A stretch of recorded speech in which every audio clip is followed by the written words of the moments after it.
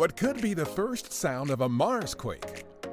An instrument on our Mars InSight lander has measured and recorded for the first time ever a likely Mars quake.